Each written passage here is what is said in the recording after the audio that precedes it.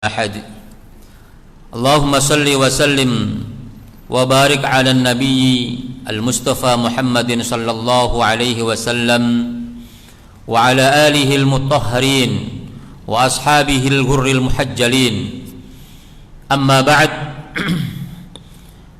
أيها المسلمون أوصيكم وإياي بتقوى الله فقد فاز المتقون. Saudara-saudaraku yang saya cintai karena Allah Subhanahu wa taala, alhamdulillah pada pagi hari ini kita bersyukur kepada Allah Subhanahu wa taala yang telah membangkitkan kita dari tidur panjang kita, dan dengan tidur itu, dengan rehat itu, kita kembali memiliki kekuatan, memiliki energi untuk melaksanakan tugas kita menjadi seorang manusia, yaitu beribadah kepada Allah Subhanahu wa taala. Wa ma khalaqtul jinna wal insa illa liya'budun.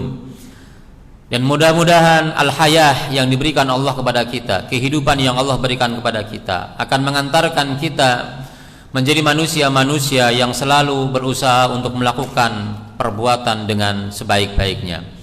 Alladzi khalaqal mauta wal hayata liyabluwakum ayyukum ahsanu amala. Bapak Ibu sekalian yang dirahmati oleh Allah Subhanahu wa taala, hadithuna fi hadzal yaum, tema kita pada pagi hari ini adalah al-kabiratu al-hadiyata asyrah, dosa besar yang ke-11.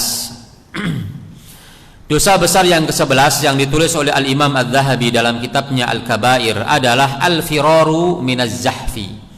Al-firaru minaz zahfi, atau dalam bahasa hadisnya at-tawalli yaumaz zahfi, yaitu lari dari medan pertempuran, lari dari medan peperangan. Beliau menyebutkan satu ayat dalam surah Al-Anfal ayat yang ke-16. A'udzu billahi minasyaitonir rajim. Bismillahirrahmanirrahim. Wa may yuwallihim yawma idzin duburahu illa mutaharrifan liqitalin aw mutahayyizan ila fi'ah faqad ba'a bighadabin minallah wa ma'wahu jahannam wa bi'sal masir. Dan barang siapa yang berpaling dari orang-orang kafir, bahasanya adalah yawallihim yawma idzin duburahu, artinya memberikan punggungnya, bagian belakangnya kepada mereka. Maksudnya adalah ketika ia berlari ke belakang meninggalkan musuhnya, maka ia memberikan punggungnya, mengarahkan punggungnya kepada orang-orang kafir. Illa mutaharrifan, atau boleh meninggalkan medan peperangan tapi mutaharrifan liqitalin, beralih tempat, pindah tempat karena strategi perang. Jadi mundur supaya mereka menganggap kita kalah, kemudian setelah itu memberikan perlawanan yang besar secara serentak sehingga mereka mengalami kekagetan, seperti yang dilakukan oleh Khalid ibn Walid dalam perang Mu'tah, di mana mereka saling mengisi antara satu tempat kepada tempat yang lainnya, berpindah dari yang depan ke belakang, yang belakang ke depan, supaya orang-orang Romawi pada saat itu menganggap bahwa mereka mendapatkan bala bantuan yang banyak karena orangnya kemudian berubah-ubah. Itu boleh mutaharrifan liqitalin, berpindah tempat baik ke kanan ataupun ke kiri, meninggalkan pasukan itu, meninggalkan musuh, atau ke belakang demi untuk strategi perang, atau mutahayyizan ila fi'atin, atau bergabung dengan pasukan Islam yang lainnya. Karena dalam satu katibah, dalam satu peleton pasukan yang jumlahnya sedikit, tidak sanggup untuk melawan pasukan musuh yang sangat banyak, maka mereka boleh meninggalkan medan pertempuran untuk bergabung dengan pasukan inti sehingga menjadi besar dan kuat. Itu diperbolehkan. Maka kalau bukan karena mutaharrifan liqitalin, bukan untuk strategi perang, bukan untuk mutahayyizan ila fi'atin, bergabung dengan pasukan yang lebih besar, Ya. Maka orang yang memalingkan mukanya, memalingkan badannya, memberikan punggungnya kepada musuh, berlari dan meninggalkan medan pertempuran, maka balasannya Allah sebutkan faqad ba'a bi ghadabin minallah, maka dia akan memperoleh murka dari Allah Subhanahu wa taala. Ya. Kenapa disebut dengan termasuk dosa yang besar? Karena definisi dosa besar sebagaimana disebutkan oleh Al-Imam An-Nawawi dan juga Imam Az-Zahabi dan imam-imam yang lainnya adalah bahwa setiap perbuatan dosa yang diberikan balasan berupa laknat, berupa murka, al-ghadab atau as-sakhatu, maka itu termasuk dosa yang besar. Jadi kalau sudah bikin Allah jengkel sehingga murka, padahal Allah Ar-Rahman Ar-Rahim, memiliki sifat yang Rahman dan Rahim, sampai jengkel, itu berarti sudah sangat keterlaluan. Kalau ada orang terkenal dengan senyumnya, kasih sayangnya, kebaikan-kebaikannya, kok dia kemudian marah dalam satu momentum, dalam satu kejadian, berarti kejadian itu benar-benar membuat dia sangat-sangat menjengkelkan, sangat-sangat mengusik, ya, mengusik hatinya, sangat marah. Jadi sangat luar biasa. Ini juga demikian. Kalau sampai membuat Ar-Rahman Ar-Rahim murka, marah, melaknat, maka berarti perbuatan ini termasuk perbuatan yang sangat-sangat membahayakan. Kemudian ayat sebelumnya Allah Subhanahu wa taala mengatakan, surat Al-Anfal ayat yang ke-15, yang tadi 100 yang tadi 16. Allah berfirman, ya ayyuhalladzina amanu idza laqitumul ladzina kafaru zahfan fala tuwalluhumul adbar. Di situ ada larangan. Wahai orang-orang yang beriman, kalau kamu bertemu dengan orang-orang kafir yang memerangi kamu zahfan, yang memusuhi kamu, memerangi kamu, menyerang kamu, maka fala tuwalluhumul adbar, jangan kamu berpaling memberikan punggung kamu kepada mereka. Tetapi larangan ini belum disertai dengan balasan, belum disertai dengan ancaman. Hanya sekedar larangan. Kalau seandainya ayat ini terhenti dengan ayat ini saja, maka belum bisa ditentukan apakah ini termasuk dosa besar ataukah tidak. Tetapi ketika ayat selanjutnya kemudian menjelaskan lebih rinci bahwa perbuatan yang dilakukan oleh sebagian orang yang berpaling dari medan peperangan dengan faqad ba'a bi ghadabin minallah, lalu diancam wa ma'wahum jahannam, wa ma'wahu jahannam, diancam dengan murka Allah, diancam dengan bahwa nanti di akhirat dia akan mendapatkan jahannam, tempat tinggalnya adalah neraka jahannam. Maka ini menjadi salah satu dalil bahwa perbuatan ini adalah perbuatan dosa yang besar. Wa bi'sal masir. Dan neraka jahannam adalah seburuk-buruk tempat tinggal. Kemudian dalam hadis Rasulullah yang sahih,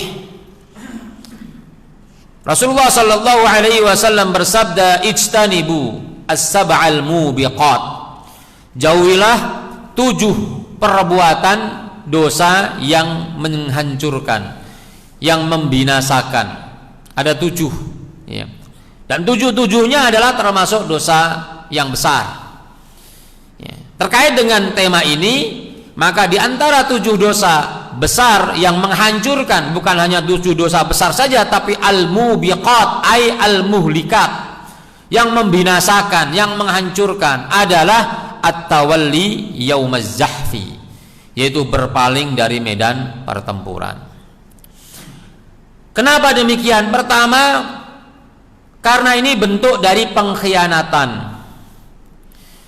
Ketika orang lain sedang berjuang mati-matian, meregang nyawa, menumpahkan darahnya, kemudian dia ingin mengambil zona aman, ingin menyelamatkan diri, maka ini memperlemah kekuatan kaum muslimin, akan memperlemah psikologinya. Wah, teman-teman saya sudah pada kabur, akhirnya pada kabur semuanya. Memperlemah kekuatan barisan pasukan Islam karena jumlahnya berkurang. Yang seharusnya ada 1000 orang, kemudian ada 300 orang yang meninggalkan pasukan, meninggalkan medan peperangan, tinggal 700 orang. Maka akan memperlemah kekuatan kaum muslimin. Karena semakin besar kekuatan kaum muslimin pasukan Islam, maka semakin kuat pasukan tersebut. Tapi kalau semakin sedikit pasukan itu, maka semakin lemah. Yang ketiga adalah mundurnya sebagian pasukan dari medan pertempuran bukan hanya melemahkan pasukan Islam, tapi akan memperkokoh, memperkuat barisan musuh. Mereka akan melihat, ya, ketika ada orang yang meninggalkan peperangan, itu jumlahnya sudah mulai sedikit. Ada orang-orang yang sudah berlarian meninggalkan medan pertempuran, maka mereka akan semakin brutal. Mereka akan semakin bersemangat untuk melawan. Maka yang seperti itu tidak boleh terjadi. Rasulullah selalu ingin menunjukkan di hadapan orang-orang kafir akan kekuatan kaum muslimin dengan cara apapun. Maka sebanyak mungkin, sebisa mungkin Rasulullah mengerahkan pasukan Islam agar musuh-musuhnya merasa takut dengan jumlah kaum muslimin. Walaupun selalu pasukan Rasulullah yang dikirimkan selalu lebih sedikit daripada pasukan musuh, tapi itu sudah maksimal. Itu yang selalu ingin ditunjukkan. Maka ketika dalam perang Uhud Rasulullah mengalami banyak korban, banyak yang cedera, banyak yang meninggal dunia. Maka setelah sampai di Madinah tidak berselang lama, Rasulullah kemudian kembali mengumpulkan pasukan yang ada dengan luka-luka yang masih menganga, dengan darah yang masih mengucur, mengejar pasukan kafir Quraisy yang sudah mulai beranjak meninggalkan Uhud. Sampai Rasulullah mengejar sampai di satu tempat namanya Al-Hamra'ul Aswad, dengan berteriak-teriak, dengan mengumandangkan takbir, yang hari-hari ini takbir ini dilecehkan. Jadi kalau ada yang mengumandangkan takbir kemudian dicap kelompok tertentu, mengumandangkan takbir dan menyalakan obor, sehingga mereka beranggapan bahwa pasukan Islam dengan kekalahan, dengan jumlah korban yang banyak seperti itu, kok masih bisa mengejar kita. Maka melihat pemandangan seperti itu, orang-orang kafir kemudian meninggalkan dan lari terbirit-birit meninggalkan tempat base campnya, tempat istirahatnya untuk menuju ke Mekah. Begitu pula ketika orang-orang kafir dalam tahun 7 Hijriah, tahun 7 Hijriah, di mana umat Islam diperbolehkan untuk melaksanakan umroh setelah setahun sebelumnya tidak diperbolehkan. Mereka semuanya beranggapan orang Islam lemah. Yudha'ifuhu jawul Madinah au hawaul Madinah. Mereka itu menjadi lemah, dilemahkan oleh udara Madinah. Maka Rasulullah tidak ingin mereka nampak besar kemudian merendahkan kaum muslimin, menganggap lemah kaum muslimin. Maka apa yang dilakukan oleh Rasulullah ketika tawaf dan disaksikan oleh orang-orang kafir, Rasulullah memerintahkan kepada kaum muslimin untuk berlari-lari. Berlari-lari mengelilingi Ka'bah sebanyak 3 putaran. Padahal perjalanan jauh 500 km atau 900 km, tidak menggunakan kendaraan cepat, tapi mereka banyak yang berjalan kaki, hanya sebagian kendaraan saja yang digunakan, tentu melelahkan, tapi masih bisa berlari-lari. Supaya apa? Supaya mereka melihat kita masih kuat, kita adalah orang-orang kuat. Yang kedua adalah dibuka pundaknya, bahunya yang sebelah kanan dibuka dan sebelah kiri ditutup, karena orang-orang melihat mereka mengelilingi Ka'bah dan terlihat bahu yang sebelah kanan ternyata bahunya besar-besar, sehingga mereka kaget, ternyata kaum muslimin adalah orang-orang yang sangat-sangat kuat. Dan seterusnya, banyak sekali kisah-kisah di mana Rasulullah selalu ingin menunjukkan kekuatan kaum muslimin di hadapan orang-orang kafir. Jadi pengkhianatan ketika ada orang-orang yang berlari dari medan pertempuran, ini menjadi teguran keras kepada orang-orang munafik yang dalam perang Uhud itu mereka meninggalkan medan pertempuran sebelum masuk ke dalam medan pertempuran itu sendiri. Berangkat dengan jumlah 1.000 orang, ternyata di tengah perjalanan atas hasutan Abdullah bin Ubay bin Salul, kemudian 300 orang, sepertiga pasukan 300 orang tidak melanjutkan perjalanan menuju ke Uhud dan kembali ke Mekah.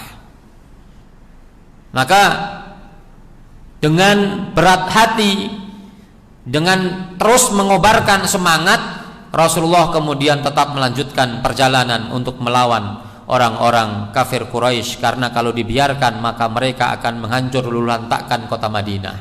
Harus dicegat di tengah perjalanan. Bagaimanapun kondisinya, 300 orang. Demikian susahnya, demikian bahayanya hasutan orang untuk menjadikan sebagian kaum muslimin meninggalkan perjuangan. Tentu dosa ini di zaman sekarang karena tidak ada pertempuran tidak bisa dilaksanakan secara 100%. Tetapi tema ini tetap penting ketika melihat tujuan daripada perang atau jihad tersebut. Tujuan jihad adalah menyebarkan agama Islam, melindungi agama Islam.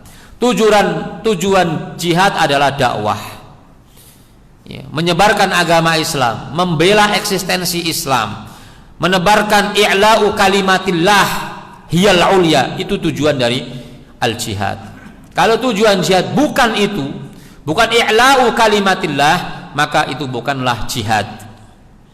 Membela kebenaran, nilai-nilai kemanusiaan yang diajarkan oleh Allah dalam Al-Quran dan Sunnah adalah perjuangan. Maka ketika ada pemimpin yang jair, yang zalim, yang menganiaya, kita tidak berperang, kita hanya menasihatinya. Kita hanya mengatakan, janganlah engkau berbuat zalim, janganlah engkau menganiaya orang lain. Itu disebut dengan jihad. Yang menyebut jihad siapa? Rasulullah sallallahu alaihi wasallam. Yang menyebut itu adalah jihad adalah Rasulullah sallallahu alaihi wasallam. Afdalul jihadi kalimatu haqqin 'inda sultanin jair. Sebaik-baik jihad adalah ketika seseorang berani mengatakan kebenaran, memberikan nasihat kepada sultanin jair, sultan yang zalim. Karena menasihati imam, pemimpin, itu bagian dari ajaran Islam. Karena Rasulullah mengatakan ad-dinun nasihah, agama itu adalah nasihat. Liman ya Rasulullah, untuk siapa itu nasihat ya Rasulullah? Lillahi, untuk Allah, wali rasulihi, wali kitabihi. Ya, nasihat untuk Allah itu artinya memberikan loyalitas kepada Allah, beriman kepada Allah, mencintai Allah. Dan diantaranya adalah wali a'immatil muslimina wa ammatihim, memberikan nasihat kepada pemimpin-pemimpin kaum muslimin dan orang-orang Islam secara umum. Di situ disebutkan wali a'immatihim, jadi memberikan nasihat kepada pemimpin yang pastinya bukanlah maksum, bukan orang yang tanpa dosa, pasti ada kekeliruan dan kesalahan, itu adalah manusiawi, itu bagian dari ajaran Islam. Ketika para sahabat melihat ada kekeliruan, dianggap kekeliruan, menyangka itu adalah keliru yang dilakukan oleh Sayyidina Ali radhiyallahu anhu, ketika memperlambat, seakan-akan memperlambat hukuman kepada orang-orang yang telah membunuh Utsman, maka para sahabat sekali Aisyah radhiyallahu anha, Talhah bin Ubaidillah, Abdurrahman bin Auf yang dijamin masuk surga, datang ke Kufah menemui Sayyidina Ali. Untuk apa? Menasehati Sayyidina Ali, membawa pasukan, membawa pasukan. Bukan hanya pasukan, membawa senjata. Karena kemudian kejadian itu terjadi pertempuran, namanya perang Jamal. Kalau seandainya bukan atas hasutan Abdullah bin Sabah, maka mereka tentu tidak melakukan pertempuran. Karena tujuannya apa? Menasihati, mengingatkan, ingin klarifikasi. Tapi karena ada hasutan ya, dari Abdullah bin Sabah yang tidak menginginkan adanya kedamaian, terus dipicu dengan pertempuran kebencian, maka akhirnya kemudian terjadilah pertempuran yang terpaksa dilakukan, ya mau nggak mau. Terbukti ketika ada seorang sahabat ketemu dengan sahabat yang lainnya, itu berusaha menyingkir. Jadi perangnya itu menyingkir, lah ketemu dia minggir, gitu kan? Kenapa? Karena tujuannya bukan untuk berperang. Nah, zaman sekarang tentu tidak bisa dilakukan karena tidak ada peperangan itu. Tapi ada jihad-jihad yang lainnya yang tadi disebut oleh Rasulullah, afdolul jihad. Jadi jihad tidak hanya perang. Berbakti kepada orang tua itu jihad, kata Rasulullah. Yang nyebut adalah Rasulullah. Ketika ada seorang pemuda datang kepada Rasulullah ingin berperang, maka Rasulullah kemudian bertanya, ahayyun walidaka, apakah kedua orang tua kamu masih hidup? Masih ya Rasulullah. Rasulullah tahu ini anak satu-satunya yang dimiliki. Kalau dia nggak ada, orang tuanya yang sudah tua renta itu nggak ada yang nolong, nggak ada yang membantu kebutuhannya, masih hidup.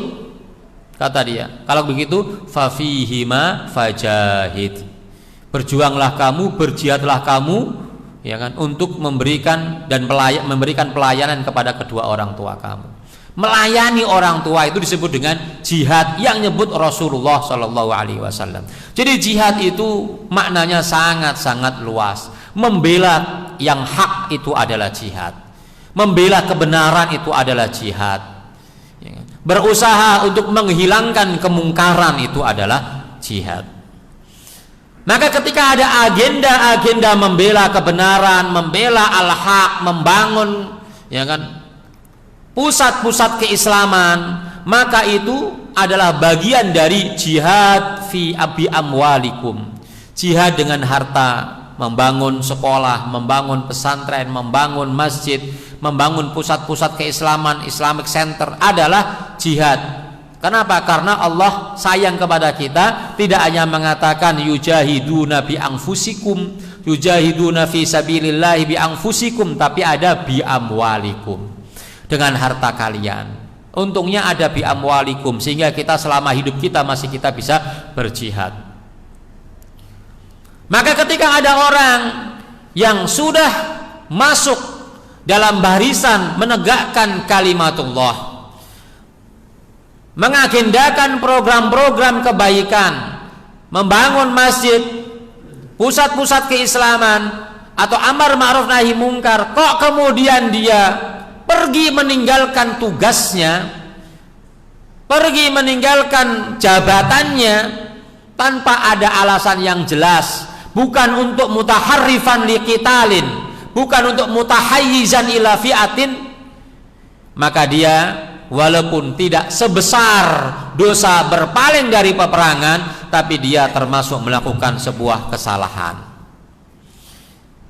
Karena tadi akan memperlemah, ya, kekuatan orang-orang yang bersemangat untuk menegakkan kalimatullah tersebut. Sehingga kalau bukan karena ada alasan yang penting, maka lanjutkan tugas kita membangun masjid, tugas kita membangun pesantren, tugas kita untuk mengadakan agenda-agenda kebaikan, membagi-bagikan sembako, sudah pada hari hanya dia kagak datang, nggak ada keterangan. Itu kan menyakitkan teman-teman yang lainnya. Yang lain bersemangat datang, dia tidak datang, hanya berjanji saja. Walaupun tidak sebesar dosa berpaling dari peperangan, tapi ini sebuah perbuatan yang menyakitkan saudara-saudara kita. Karena menyakiti kaum muslimin, menyakiti hati kaum muslimin itu dilarang. Jadi kaidahnya begitu. Dari mana? Dari banyak contoh di mana ajaran-ajaran Islam tidak memperbolehkan kita melakukan sesuatu yang menyebabkan orang kemudian sakit hati, marah, benci kepada kita. Di antaranya adalah wala yabi ahadukum ala bai'i akhi. Jangan ada di antara kamu membeli barang yang sudah mau dibeli saudaranya. Kenapa? Karena akan sakit hati. Udah ditawar, udah deal, karena ada orang yang kemudian datang membawa uang segepok kemudian diganti, batalin. Jangan mau membeli barang yang sudah dibeli oleh saudara kita. Sudah deal, tinggal ngasih uang saja. Wala yakhtib ahadukum ala khidbati akhihi. Jangan ada di antara kamu yang menkhidbah, melamar seorang wanita yang sudah dilamar oleh saudaranya. Kenapa? Membuat benci, membuat orang kemudian sakit hati. Dan tentu masih banyak ya contoh-contoh larangan untuk menyakiti hati saudara kita. Jadi tentu segala sesuatu yang dilakukan oleh seseorang yang berpaling dari satu program kebaikan, agenda kebaikan, ya, itu akan berdampak pada penurunan kualitas selain menyakitkan hati saudara-saudaranya. Dan itu memiliki sifat pengkhianatan seperti yang dilakukan tadi orang-orang munafik. Ya. Tentu orang yang melakukan itu jangan disebut langsung munafik, karena itu adalah ciri, ya kan? Sama dengan ada orang berdusta langsung dibilang munafik, ada orang yang tidak amanah langsung dibilang munafik. Itu adalah ciri, ya kan? Kenapa disebutkan itu? Supaya kita nggak mengikuti sifat yang dimiliki oleh orang munafik. Kalau ada sifat-sifat dalam Al-Quran tentang orang-orang kafir yang begini dan begitu, jangan diikuti. Walaupun perbuatan itu belum tentu kemudian membuat kita menjadi kafir, ya kan? Misalnya syiriknya orang-orang musyrik tentu beda dengan kesyirikan yang dilakukan oleh sebagian kaum muslimin. Karena syirik ada dosa besar, ada syirik besar, ada syirik kecil, ya kan? Tapi itu adalah bagian dari syirik yang dilakukan oleh sebagian orang-orang kafir terdahulu, ya kan? Ya, orang-orang kafir, ya. Seperti misalnya bersumpah dengan selain Allah, itu kata Rasulullah syirik, tapi syirik oleh para ulama dikatakan syirik kecil. Man halafa bi ghairillahi faqad asyraka. Siapa yang bersumpah dengan selain Allah, maka dia syirik. Syirik di sini adalah syirik kecil. Syirik kecil itu ya dosa besar. Syirik kecil itu dosa besar, ya kan? Itu adalah perbuatan orang kafir terdahulu. Kalau bersumpahnya tidak dengan nama Allah Subhanahu wa taala. Walaupun orang kafir Quraisy itu kalau bersumpah juga sering menggunakan nama Allah, ya kan? Wallahi, seperti yang dilakukan oleh Abu Lahab itu juga wallahi kita akan mendapatkan kemenangan, atau Abu Sufyan. Tapi mereka suka bersumpah kepada selain Allah. Yaitu perbuatan orang kafir. Kita tidak boleh mengikutinya, walaupun itu perbuatan ya syirik kecil, tapi tidak boleh mengikutinya karena kita mengikuti sifat yang dimiliki oleh orang musyrik atau orang kafir tersebut. Jadi oleh karenanya mari kalau kita diberikan amanah, ya kan, untuk melanjutkan amal-amal kebaikan, untuk memimpin, ya kan, saudara-saudara kita dalam mengagendakan kegiatan-kegiatan yang baik, i'la'u kalimatillah, maka jangan tinggalkan begitu saja, kecuali ada alasan yang kuat, karena sakit, karena sudah tidak sanggup lagi ngomong baik-baik dan seterusnya. Jangan tinggal gelentang begitu saja. Kemudian Bapak Ibu sekalian yang dirahmati oleh Allah Subhanahu wa taala, jadi Al-Imam Adz-Dzahabi hanya menyebutkan dua dalil Quran satu dan dalil hadis satu tentang al-firaru minaz zahfi. Dosa yang berikutnya adalah al-kabiratu ats-tsaniyata asyrah, dosa yang ke-12 adalah az-zina, yaitu zina. Yaitu zina.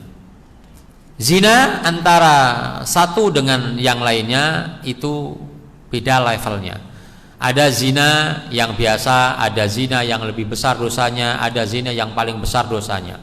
Ada yang zina dunaz zina, zina yang di bawah zina, seperti zina mata, zina tangan, itu zina, tapi zina dunaz zina, ya. Karena itu adalah pengantar, ya kan, hal-hal yang mengantarkan seseorang akan melakukan perbuatan zina, ya kan? Tapi zina yang dimaksud termasuk dosa yang besar adalah zina yang dilakukan oleh seorang laki-laki dan perempuan, mereka berhubungan intim tanpa diikat dengan akad nikah. yang sah, akad nikah yang sah. Karena ada akad nikah yang tidak sah, ya kan? Seperti menikahi mahram itu kan tidak sah, ya kan? Yang pertama beliau sebutkan dalil surat Al-Isra ayat 32, wala taqrabuz zina innahu kana fahisyatan wa sa'a sabila. Janganlah kamu mendekati zina karena zina itu adalah perbuatan yang kotor dan seburuk-buruk perbuatan atau jalan. Jadi perintahnya bukan wala taf'aluz zina tapi wala taqrabu az-zina. Ini yang disebut dengan darul mafasid, ya kan? Yaitu meninggalkan hala atau berusaha untuk menutup pintu-pintu keburukan, atau namanya saddud dzari'ah.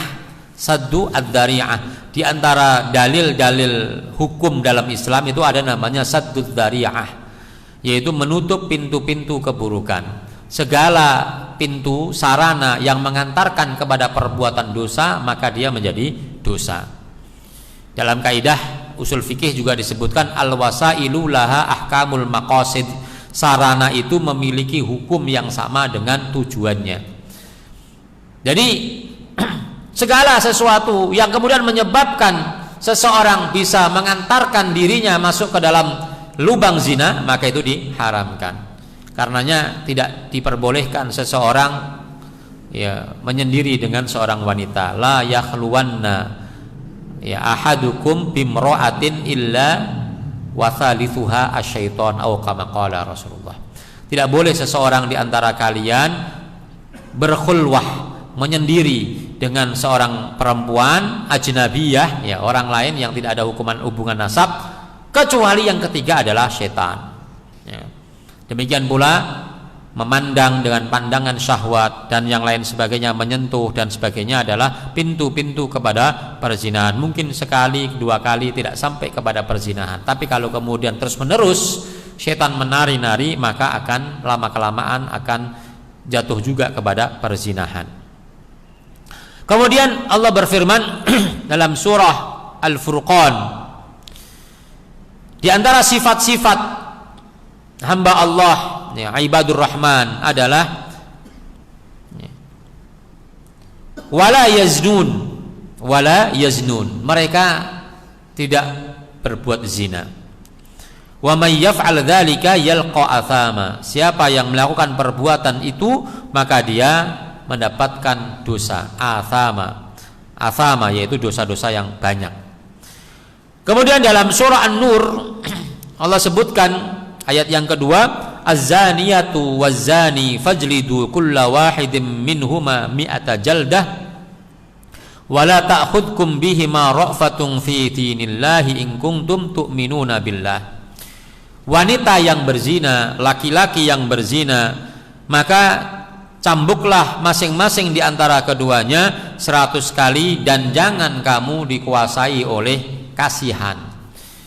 Jadi jangan kemudian kasihan nggak jadi menghukum mereka.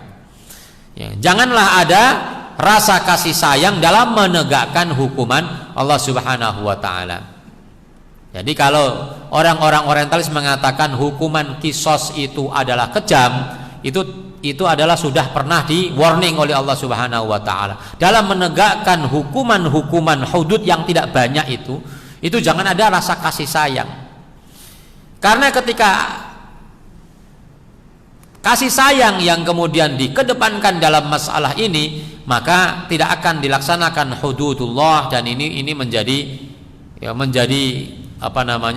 penyebab merajalelanya kemaksiatan. Makanya ketika ada orang wanita Bani Makhzum yang mencuri dan berusaha untuk membatalkan hukuman itu, datang mereka kepada Rasulullah dan Rasulullah tolak. Lalu mereka berusaha mencari cara gimana hukuman itu tidak dilaksanakan. Maka mereka datang kepada Habibu Rasulullah, orang kesayangan Rasulullah yang bernama Usamah bin Zaid. Datang kepada Usamah, ya Usamah, ini ada orang yang terhormat dari kalangan kami, seorang wanita Bani Makhzum, mencuri dan hukumannya adalah potong tangan. Coba kamu bilang kepada Rasulullah supaya dibatalkan hukumannya. Jadi cara-cara seperti ini sebenarnya sudah ada dari zaman dahulu. Untungnya ada contohnya sehingga bisa kita tiru atau kita ambil pelajaran di zaman sekarang. Diambil pelajarannya. Jadi kalau sudah masalah hukum, ya tidak ada main-main. Karena tidak terlaksananya hukuman itu akan membuat tidak wibawa hukum tersebut sehingga orang akan meremehkan hukum. Maka Usamah kemudian ditegur keras oleh Rasulullah. Ini salah satu contoh Rasulullah juga bisa keras. Ya, jadi kalau kita lihat dakwah itu aslinya adalah lembut, tapi ada 3 kalau nggak salah, 3 atau 4 poin di mana dakwah itu harus dilakukan dengan keras. Ya kan? Mayoritas lembut, ya kan? Karena itu aslinya. Tapi ada kondisi kondisional yang kemudian membuat kita tidak boleh lembek, harus keras. Di antaranya adalah ketika ada orang-orang yang berupaya untuk mengebiri hukum-hukum, untuk melemahkan, ya kan, kekuatan hukum, melemahkan integritas hukum. Itu dibikin keras. Dalilnya adalah tadi, wala ta'khudkum bihima ra'fatun. Jangan sampai ada karena kasihan kemudian nggak jadi dilaksanakan hukum. Maka Rasulullah keras kepada Usamah, ya Usamah, atashfa'u haddan min hududillah.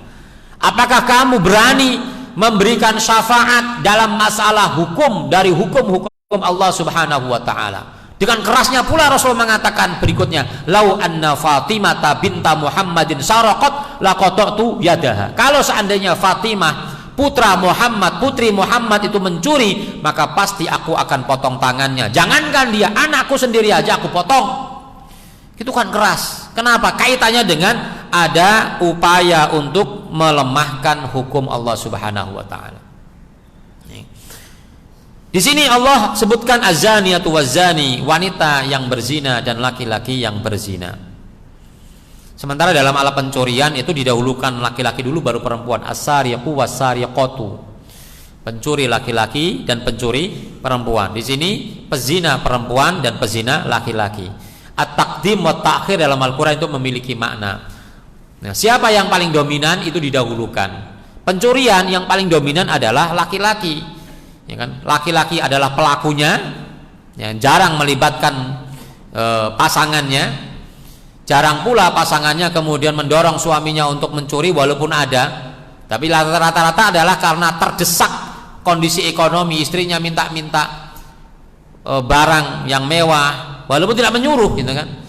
Tapi kemudian suami yang berinisiatif untuk mencari tambahan rezeki dengan cara mencuri, gitu kan. Tambahan uang dengan cara mencuri. Jadi potensinya berasal dari laki-laki. Tapi kalau berzina, pendorongnya itu adalah perempuan. Laki-laki kemudian mau berzina itu juga karena tertarik kepada perempuan. Jarang yang kemudian inisiatifnya dari perempuan, tapi dari laki-laki. Tapi perempuan terdahulu yang kemudian menjadi penyebab awal terjadinya perzinahan tersebut. Kalau seandainya para wanita mutahajjibah, mereka berhijab, menjaga auratnya dengan baik, menjaga lidahnya, omongannya, tidak mengangkat meninggikan omongannya, tidak berlenggak-lenggok, tidak terbentuk tubuhnya, ya kan? Maka pasti orang laki-laki tidak akan tertarik kepadanya, ya, atau tidak akan kemudian tergoda syahwatnya. Az-zaniyatu, ini taqdim wa ta'khir, ya kan? Tapi sama-sama, bukan berarti kemudian yang disalahkan perempuan, tidak, laki-laki juga disalahkan. Kenapa dia tertarik, gitu kan. Maka hukumannya adalah jilid, yaitu dicambuk. Ini adalah hukuman bagi pezina yang ghairu muhsan, yang belum menikah. Sementara yang menikah ada lagi hukumannya, yaitu rajam. Kemudian az-zani yankihu, surat An-Nur ayat yang ketiga, az-zani la yankihu illa zaniyatan aw musyrikatan waz-zaniyatu la yankihuha illa zanin aw musyrikun wa hurrima dzalika 'alal mu'minin. Seorang laki-laki yang berzina tidaklah menikah kecuali menikahi wanita yang berzina atau orang musyrik dan sebaliknya. Dan itu diharamkan oleh Allah atas orang-orang mukmin.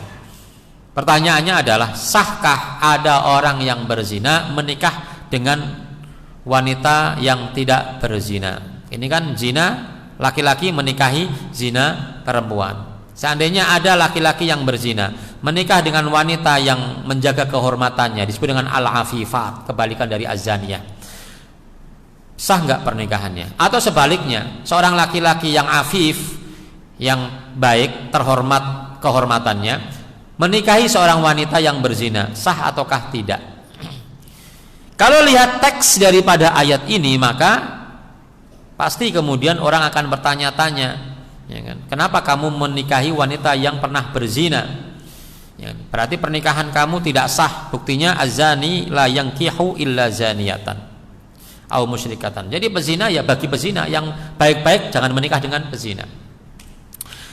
Para ulama mengatakan bahwa kalau ada orang-orang yang baik menikahi dengan pasangannya yang berzina, baik laki-laki pun perempuan, maka pernikahannya itu tentu sah.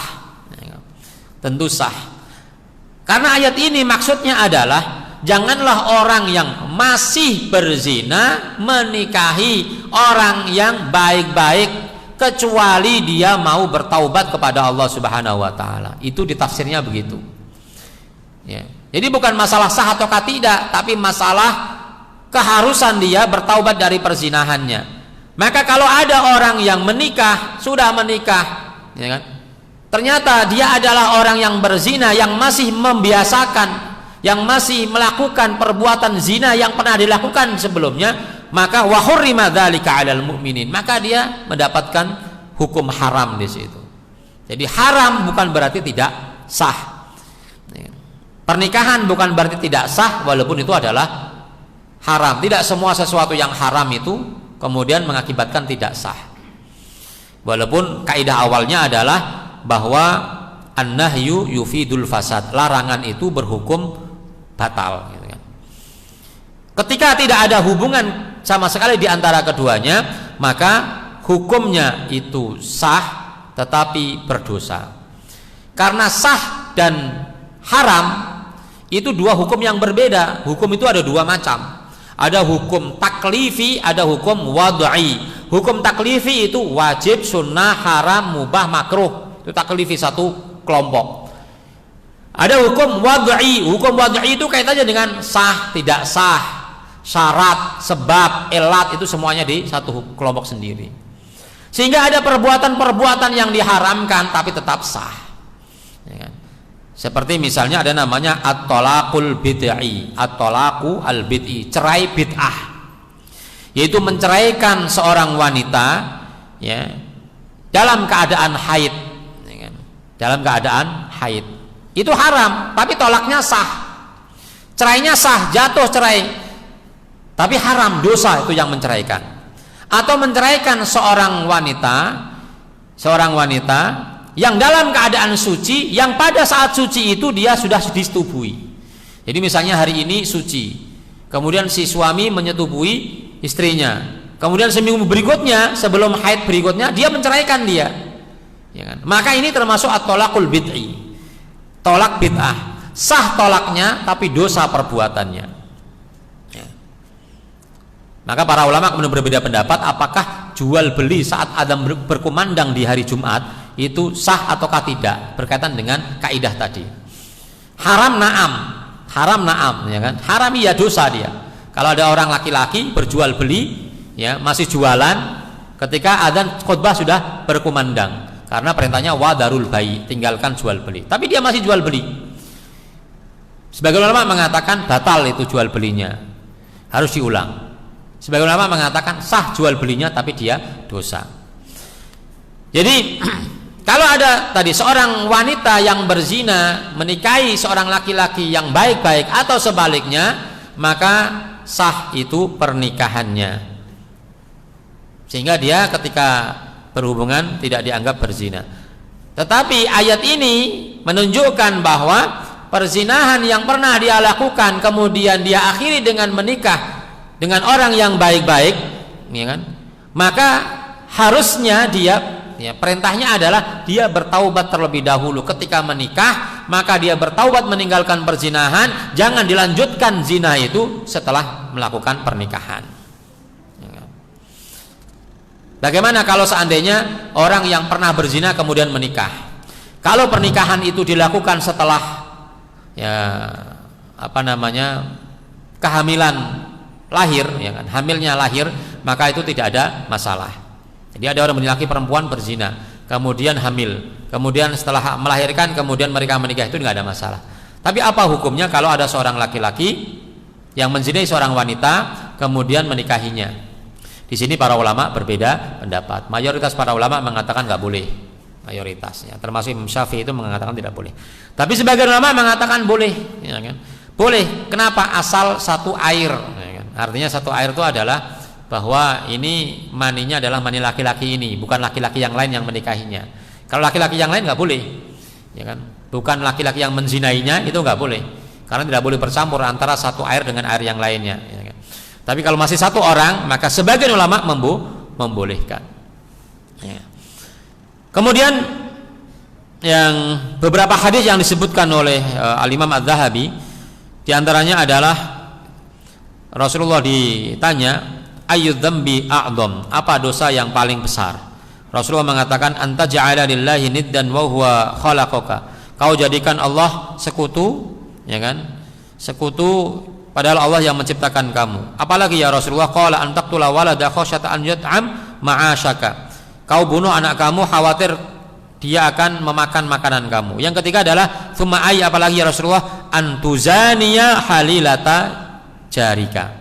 Ini yang tadi di awal saya katakan bahwa zina itu bertingkat-tingkat. Kalau zina laki-laki dan perempuan biasa itu ya dosa besar, tapi ada yang lebih besar. Yaitu apa? Antuzaniya halilata jarika, menzinai istri tetanggamu. Kenapa? Karena seorang muslim berkewajiban untuk menjaga kehormatan tetangganya. Di antara kewajiban seorang tetangga adalah menjaga rumah tetangganya yang ditinggalkan oleh penghuninya. Ya kan? Dan ketika seorang laki-laki meninggalkan rumahnya, maka rumah itu ada harta berupa kekayaan atau wanita dengan kehormatannya yang harus dijaga. Maka dia tidak amanah, yang seharusnya menjaga tetangganya ternyata dia berkhianat, ya kan? Istri tetangganya yang ditinggal oleh suaminya kemudian dizinai. Ini adzambu al-a'dzam, dosa yang termasuk dosa yang paling besar, ya kan? Termasuk adalah berzina dengan mahramnya. Itu tidak zina biasa, dosa besar. Bahkan para ulama, sebagian ulama mengatakan, termasuk Ibnu Uyainah dan Imam Ahmad bin Hanbal dalam riwayat yang lain mengatakan bahwa seseorang yang berzina dengan mahramnya, dengan saudaranya sendiri yang menjadi mahramnya, itu hukumannya bunuh, hukumannya dibunuh walaupun dia belum menikah, ya kan? Kalau zina yang biasa itu kan yang ghairu muhsan dia dicambuk, tapi kalau ini menzinai mahramnya sendiri maka dia termasuk dosa yang tidak biasa, dosanya lebih tinggi daripada dosa zina. Hukumannya adalah bunuh. Walaupun jumhur ulama mengatakan tetap hukumannya seperti zina biasa, tetapi tetap dia mendapatkan dosa yang besar.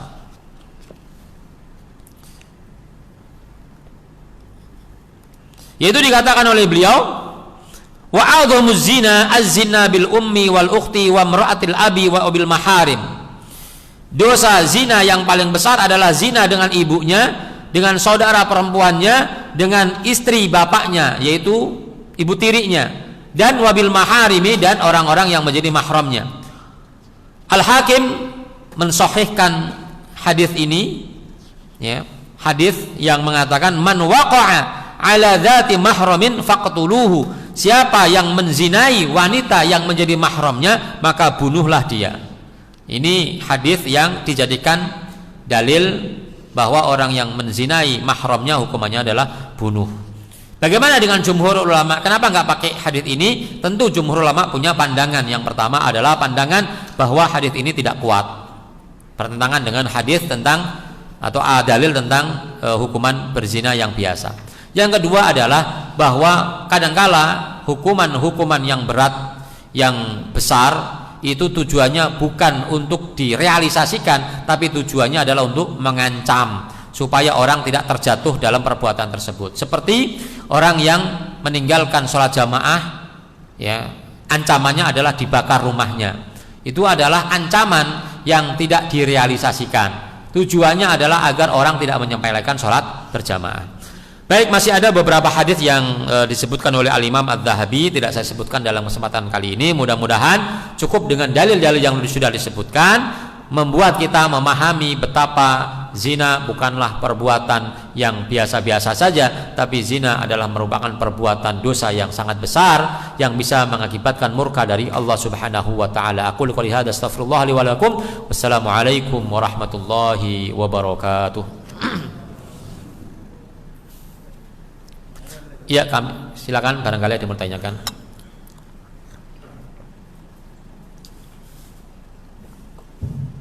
Assalamualaikum warahmatullahi wabarakatuh. Waalaikumsalam warahmatullahi wabarakatuh.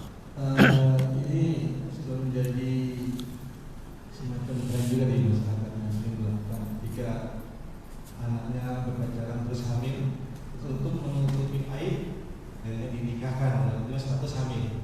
Sekarang menjadi pertanyaan, setelah anak itu lahir, saya pernah mendengar dari seorang ulama, anak itu yang lahir ketika yang hamil gitu kan, sebelum pernikahan itu tidak mempunyai hak waris yang pertama. Terus yang kedua, ketika seorang wanita yang lahir dan yang lahir ketika dinikahkan, orang tuanya itu katanya tidak boleh menjadi wali hakim, menjadi hakim karena menjadi yang menikahkan ya, yang boleh nanti menikahkan adalah wali hakim. Demikian. Iya, terima kasih. Ini babnya namanya thubutun nasab, yaitu bagaimana menetapkan nasab.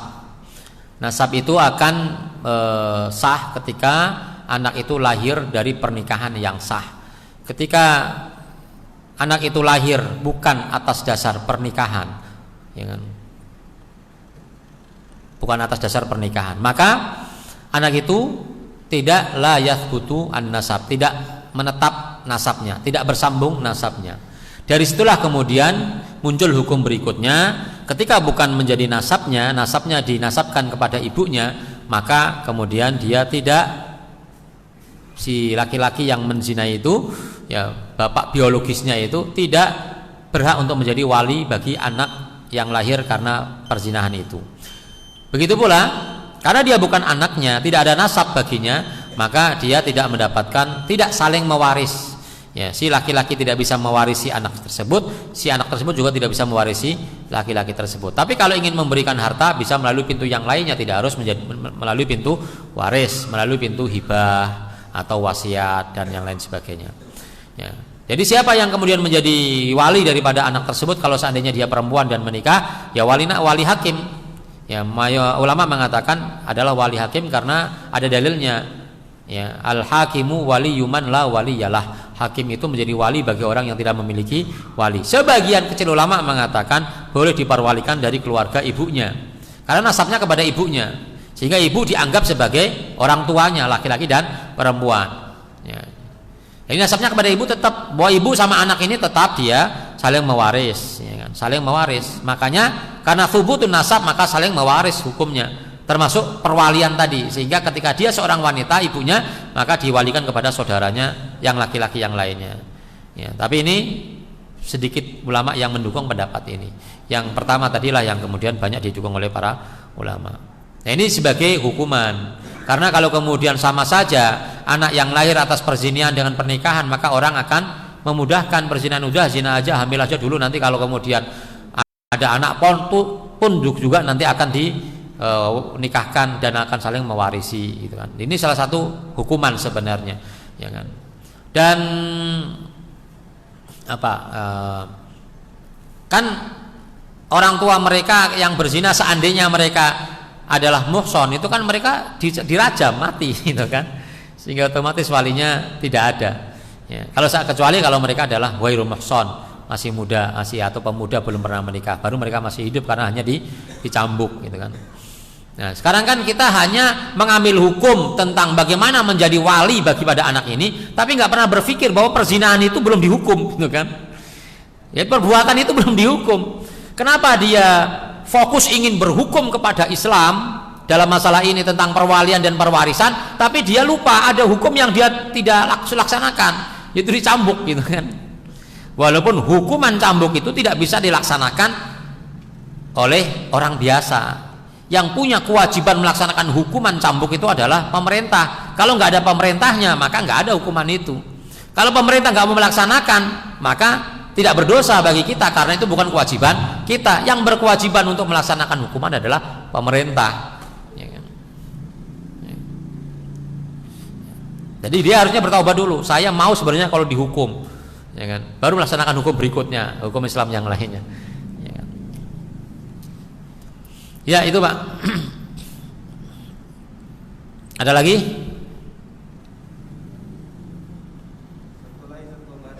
Silakan.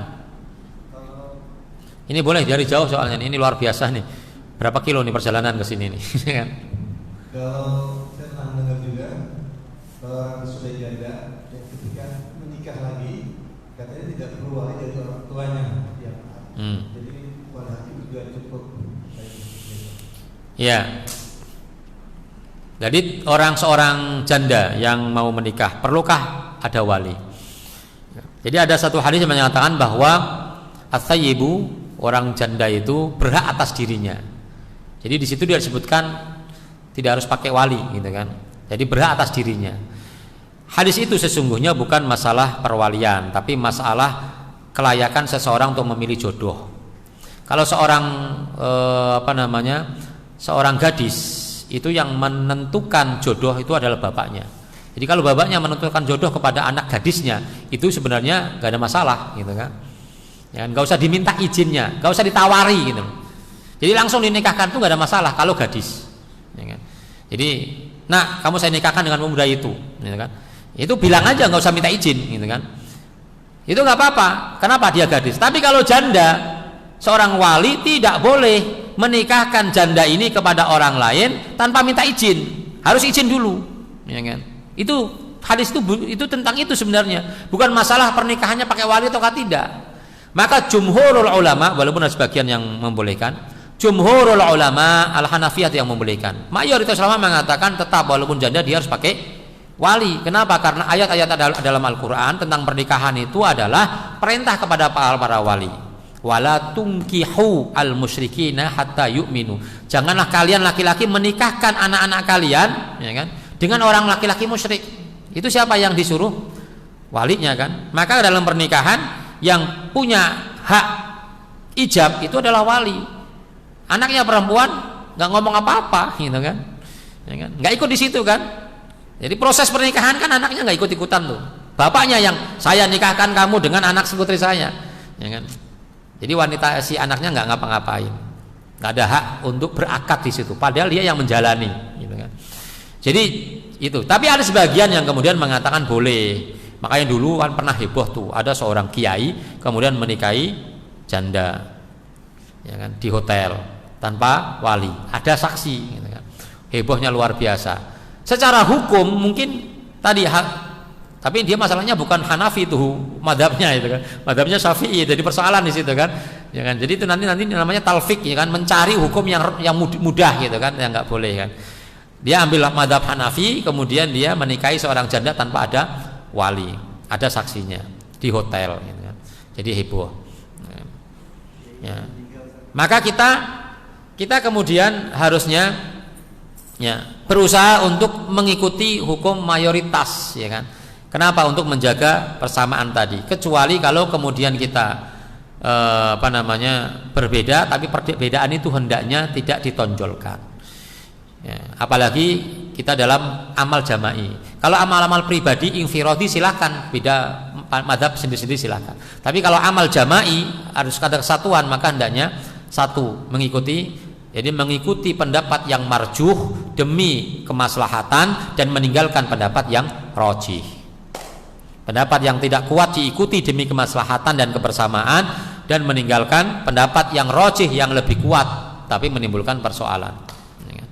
Jadi menurut saya, walaupun boleh, menurut saya jangan dilaksanakan, tapi laksanakanlah hukum mayoritas. Karena umat ini berpendapat bahwa menikahi janda tanpa wali itu tidak sah, maka itu yang kemudian kita ikuti. Wallahu a'lam bishawab. Baik, kalau begitu kita akhiri pertemuan kita dengan sama-sama membaca doa kafaratul majlis. Subhanakallahumma wa bihamdika asyhadu an la ilaha illa anta astaghfiruka wa atubu ilaik. Wassalamualaikum warahmatullahi wabarakatuh.